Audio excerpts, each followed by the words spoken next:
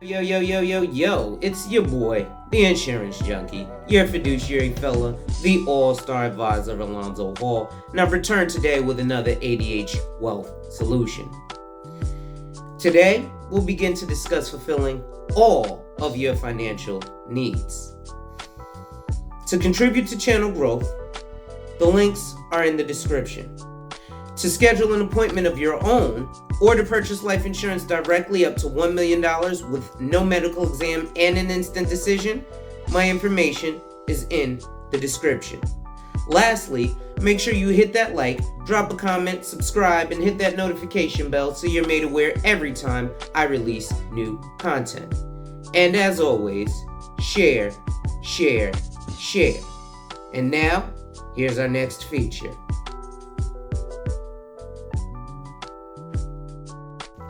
Salute, salute, salute, salute, salute, salute. It's your boy, the insurance junkie, your fiduciary fella, the all-star advisor Alonzo Hall, and I've returned today to whap and tap on your head with another ADH wealth solution. Today's article is entitled Cryptocurrency is a Giant Ponzi Scheme by Soil Andrus Mortazavi, a January 21st, 2022 article. Before we go in, ladies and gentlemen, make sure you hit that like, drop a comment, subscribe, and hit that notification bell so you're made aware every time I release new content. And as always, share, share, share. Lastly, to contribute to channel growth, to purchase life insurance directly up to $1 million with an instant decision and no medical exam, or to schedule a one-on-one appointment with a licensed financial professional, the links are in the description. As we proceed to give you what you need. Cryptocurrency is not merely a bad investment or speculative bubble. It's worse than that. It's a full-on fraud.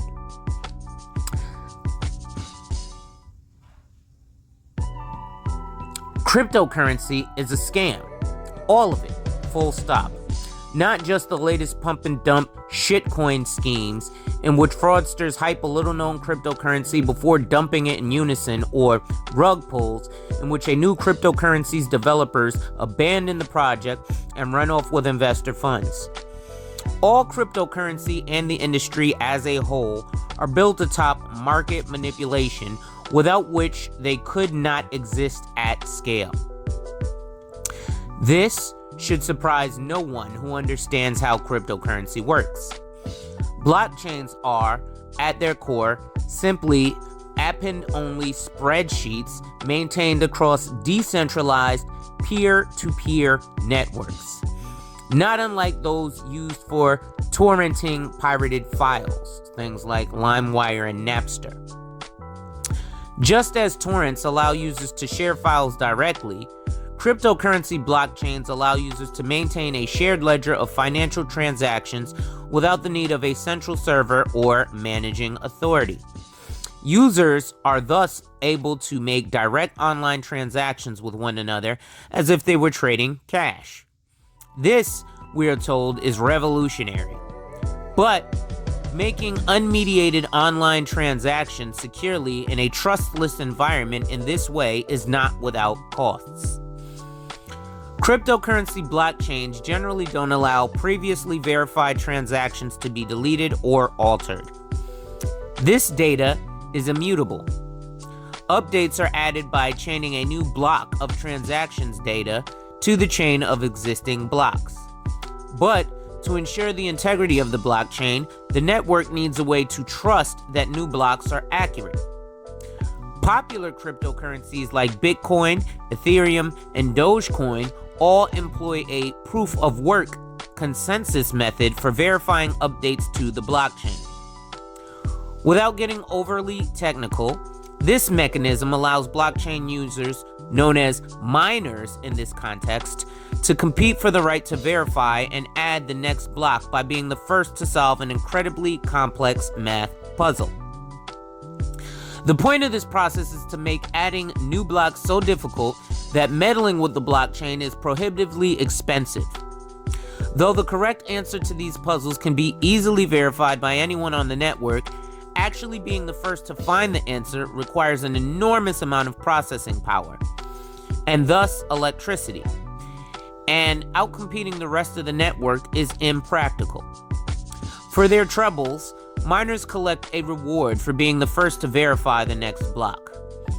The Bitcoin blockchain adds a new block every 10 minutes, and the block reward is currently 6.25 newly minted Bitcoins, worth nearly $500,000 at Bitcoin's last all-time high. Competition for block rewards has led to a computing power arms race as prices have risen. Mining Bitcoins on a personal computer is no longer feasible. The majority of cryptocurrency mining is now conducted in commercial mining farms, essentially huge warehouses running thousands of high-powered computer processes day and night. The electricity expended mining Bitcoin and other cryptocurrencies is rapidly approaching 1% of global usage, which is famously greater than the total electricity consumption of many smaller developed nations. Given that cryptocurrencies don't produce anything of material value, this enormous waste of resources renders the whole enterprise a negative-sum game. Investors can cash out only by selling their coins to other investors, but only after the miners and various cryptocurrency services providers take the house's rake. In other words, investors cannot, in the aggregate, cash out for even what they put in, as cryptocurrencies are inefficient by design. This makes them a poor and costly form of currency and absolutely ludicrous as a long-term investment. We could dismiss them as a doomed experiment in the greater fool theory of investing, in which investors attempt to profit on overvalued or even worthless assets by selling them on to the next greater fool. Think of it as gambling on a high-stakes game of musical chairs. If the rising price of Bitcoin and other cryptocurrencies were simply a function of demand. This isn't the case. Price manipulation plays as much or more of a role than the demand in driving prices higher. The central bank of crypto. This isn't some big secret. In a widely circulated 2017 paper, researchers attributed over half of the then recent rise in Bitcoin's price to purchases made by a single entity on Bitfinex, a cryptocurrency exchange headquartered in Hong Kong and registered in the Virgin Islands. These purchases were timed to buoy the price of Bitcoin during market downturns in a way that so strongly indicated market manipulation, the authors found it inconceivable that such trading patterns could occur by happenstance. Critically, these purchases were not made with dollars, but with Tether, another type of cryptocurrency known as a stablecoin, because its price is pegged to the dollar, so that one Tether is always worth $1. Many offshore cryptocurrency exchanges lack access to traditional banking, presumably because banks deem doing business with them too risky.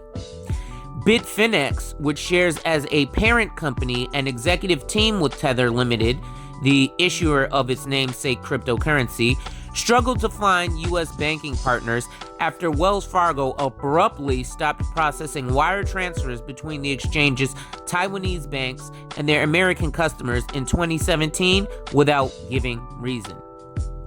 This was a problem. Without traditional banking relationships for issuing wire transfers, exchanges cannot easily facilitate trades between buyers and sellers on their platforms. Someone has to pass cash between buyers and sellers. Stablecoins solve this problem by standing in for actual real dollars. They allow cryptocurrency markets to maintain ample liquidity, the ease with which assets can be converted into cash without actually having to have cash on hand. Tether has become integral to the functioning of global crypto markets. The majority of Bitcoin trades are now conducted in Tether, 70% by volume. By comparison, only 8% of trade volume is conducted in real dollars, with the remainder being other crypto-to-crypto pairs. Many industry skeptics and even proponents see this as a systemic risk and ticking time bomb. The whole system relies on traders actually being able to exchange tethers for real cash, or, far more commonly in practice, other traditional cryptocurrencies that can be sold for cash on banked exchanges like Coinbase or Gemini, both headquartered in the United States.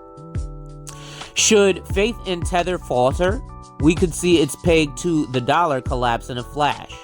This would be a doomsday scenario for crypto markets, with investors holding or trading crypto assets on unbanked exchanges unable to cash out, since there was never any cash there to begin with, only stablecoins. This would almost certainly cause a liquidity crisis on banked exchanges, as well as investors to rush to cash out their crypto anywhere possible amid cratering prices, and banked exchanges processing far less volume would almost certainly not be able to pick up the slack.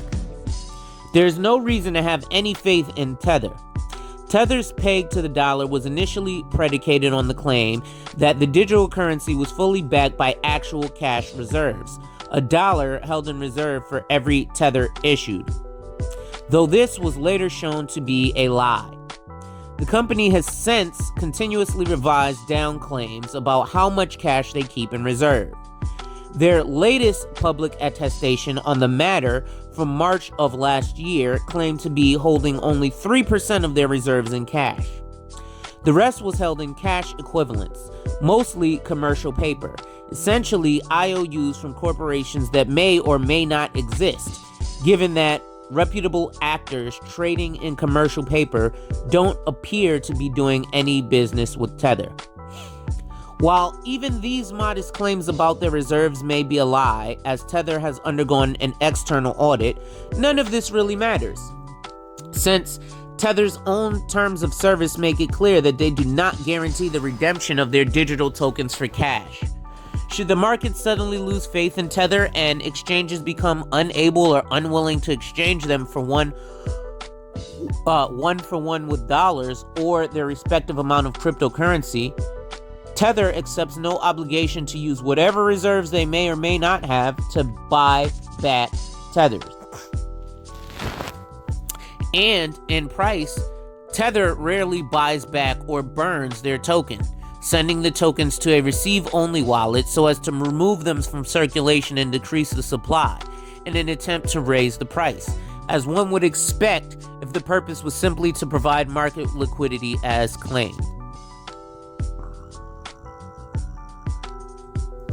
If that were the case, we would expect the overall supply of Tether to closely track daily crypto trading volumes.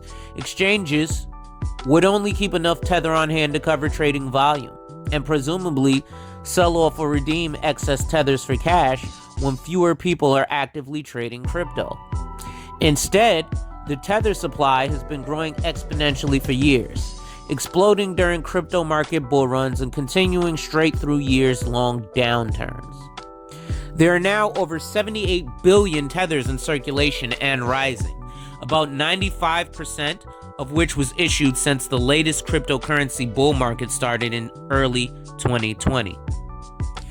There is no conceivable universe in which cryptocurrency exchanges should need an exponentially expanding supply of stablecoins to facilitate daily trading. The explosion in stablecoins and the suspicious timing of market buys outlined in the 2017 paper suggests, as a 2019 class action lawsuit alleges, that iFinex, the parent company of Tether, and Bitfinex is printing Tethers from thin air and using them to buy up Bitcoin and other cryptocurrencies in order to create artificial scarcity and drive prices higher. Tether has effectively become the central bank of crypto.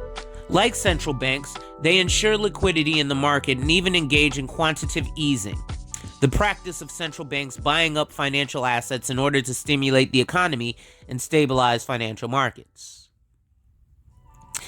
The difference is that central banks, at least in theory, operate in the public good and try to maintain healthy levels of inflation that encourage capital investment. By comparison, Private companies issuing stablecoins are indiscriminately inflating cryptocurrency prices so that they can be dumped on unsuspecting investors.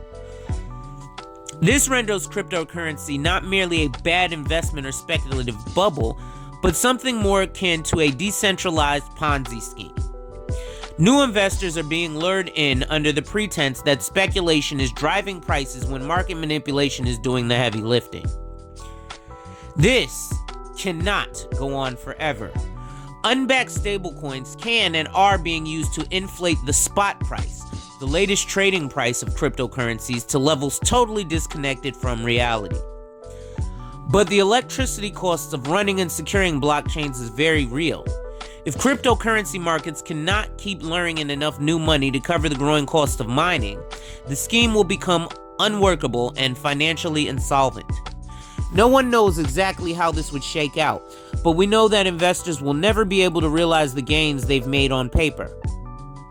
The cryptocurrency market's oft-touted $2 trillion market cap, calculated by multiplying existing coins by the latest spot price, is a meaningless figure.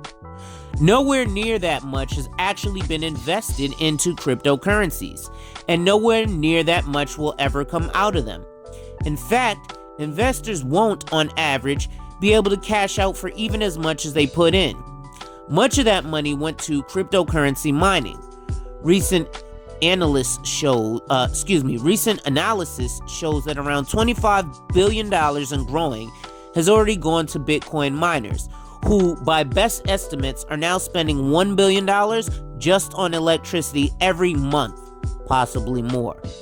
That money is gone forever, having been converted to carbon and released into the atmosphere, making cryptocurrencies even worse than a traditional Ponzi scheme. Most of the money lost in Bernie Madoff's infamous Ponzi was eventually clawed back and returned to investors. Much of the money put into cryptocurrency, even if courts could trace back tangled webs of semi-anonymous cryptocurrency transactions, can never be recuperated. Regulatory failure. Ponzi schemes of this scale typically target other financial firms, banks, elite institutions, and other wealthy investors. Cryptocurrency, by comparison, is the people's Ponzi scheme. Cryptocurrency exchanges with user-friendly interfaces, as well as financial services companies like Square and PayPal, allow retail investors with few assets and little financial literacy to buy cryptocurrency on their smartphones. The minimum purchase on Coinbase is only $2. On Robinhood, it's $1. A recent Pew survey found that 1 in 3 adults under 30 have bought or used cryptocurrency. It is everyday working people who will suffer the most when their savings inevitably evaporate overnight. Regulators and policymakers have been slow to protect the public. Ponzi schemes can remain solvent for years while flying under the radar of law enforcement and regulators. Madoff ran his hedge fund as a Ponzi scheme for at least 17 years, while the SEC, Securities and Exchange Commission, failed to heed multiple warnings from an industry whistleblower for 7 years. Regulators acted quickly once Madoff was turned in by his own children.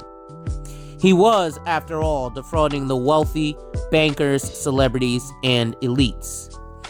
The cryptocurrency Ponzi scheme has its own whistleblowers, but they're hardly necessary.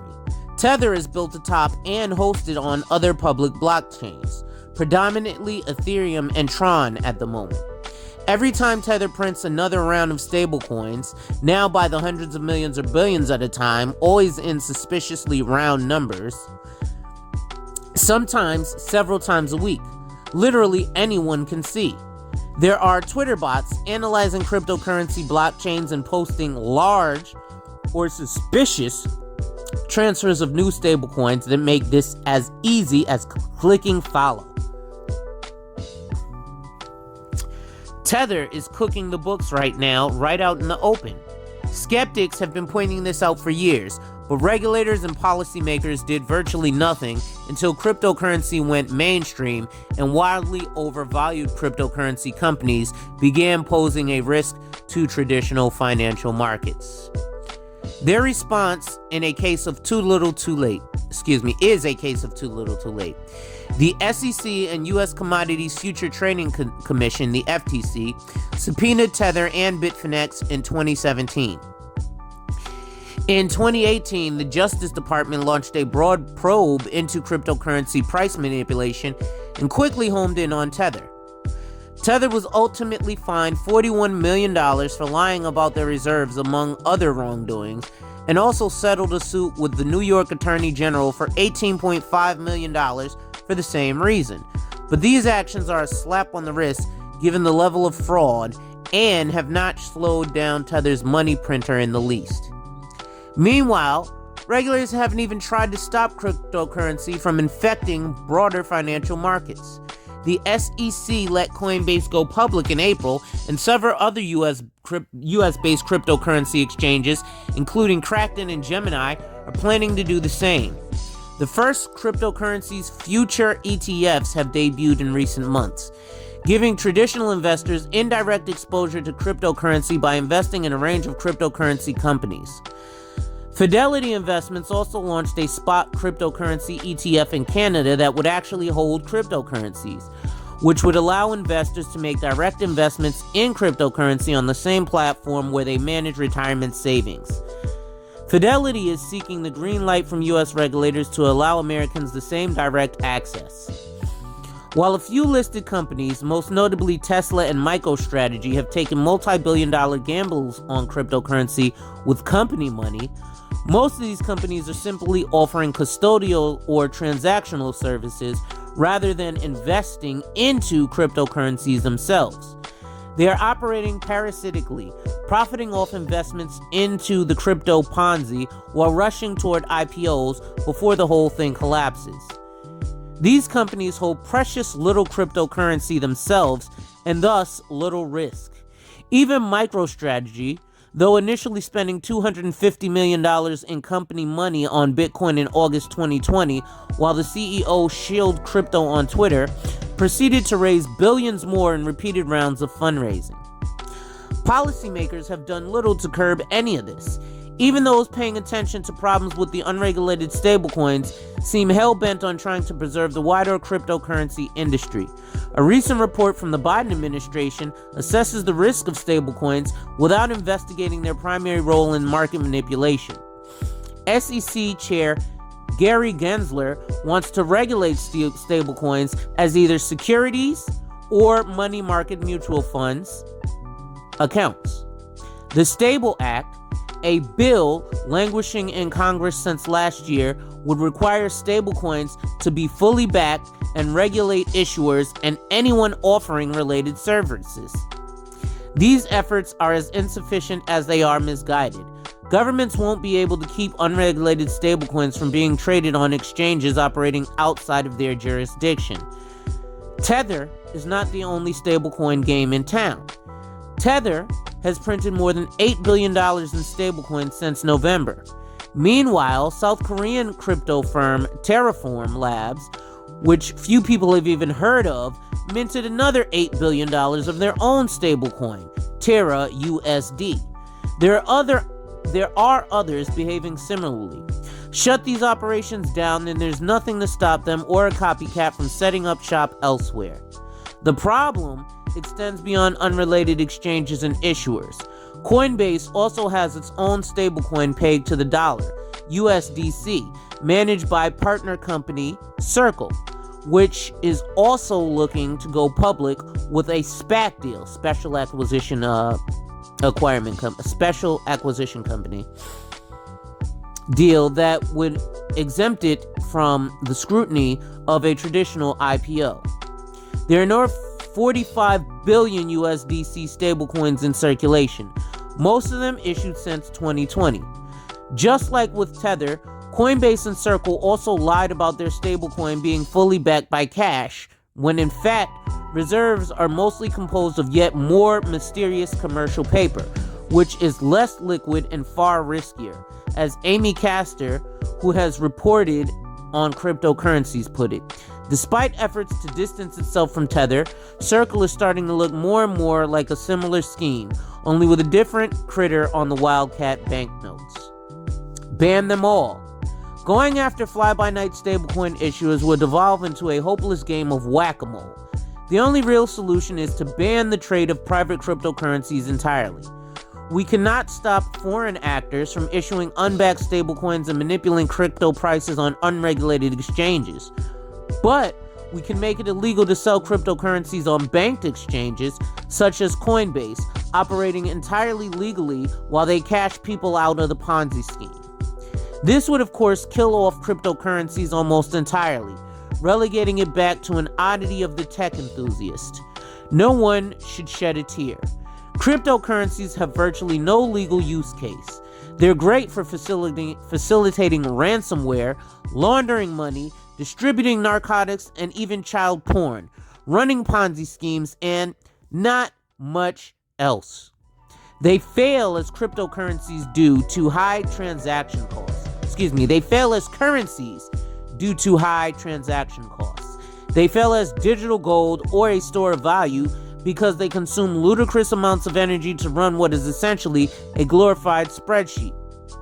China already banned cryptocurrencies entirely, and India and Pakistan are poised to do the same. Other countries have also made moves to prohibit or constrain cryptocurrencies, but Western liberal democracies are notably permissive. This is in no small part due to aggressive industry lobbying, which includes hiring former financial regulators and compliance officers into the industry to influence policymakers. Among their ranks is Brian Brooks, who is the chief legal officer at Coinbase before serving as acting comptroller of the currency in the Trump administration. Now CEO of blockchaining company Bitfury, which is also purportedly looking to go public, Brooks joined other crypto CEOs to testify before the House in December. Predictably, they oppose meaningful stablecoin regulation, as they understand that it would kill the industry and render their companies worthless. These people and everyone else in the cryptocurrency industry are complicit in the Ponzi scheme and actively misleading the public. They understand that fraud is the engine driving their industry and fueling their profits. And that is perhaps the most damning indictment of private cryptocurrencies and the industry surrounding them. The 2008 financial crisis made clear why the financial sector must be brought under public control. Cryptocurrency and decentralized finance aren't special. They're just more of the same, privatization and deregulation masquerading as high-tech solutions we've seen in other industries. Unregulated, privatized financial markets pose the same risk to the public whether or not they are on the blockchain. In the case of cryptocurrency, regulation is an existential risk precisely because regulatory loopholes and fraud are the only reason the public industry appears profitable despite being wholly unproductive and a waste of energy resources. The same applies to private cryptocurrencies as a whole. The longer the government takes to ban them, the worse normal people will be hurt. Ladies and gentlemen, that's it for today's article. Make sure you hit that like, drop a comment, subscribe, and hit that notification bell so you're made aware every time I release new content. And as always, share, share, share. Lastly, to contribute to channel growth, to purchase life insurance directly up to $1 million with an instant decision and no medical exam, to schedule a one-on-one appointment with a licensed financial professional. The links are in the description. With that being said, wipe ass, work in progress every day and see success. And remember, when people challenge you, they don't challenge you to challenge you, but they challenge you to challenge you. Accept the challenge. Salute. Hey folks, this last video was sponsored by my company, where we help people like you to reach their financial goals. We do this through a simple conversation where we help to identify and then protect your lifestyle, and then we implement a plan. The process starts at about an hour. So, if you want more information or you want to schedule a consult, contact me via the information in the description box, and let's talk and see if we're actually a great fit for each other. And remember, ladies and gentlemen, when people challenge you, They don't challenge you to challenge you, but they challenge you to challenge you. Accept the challenge. Thank you, and enjoy life.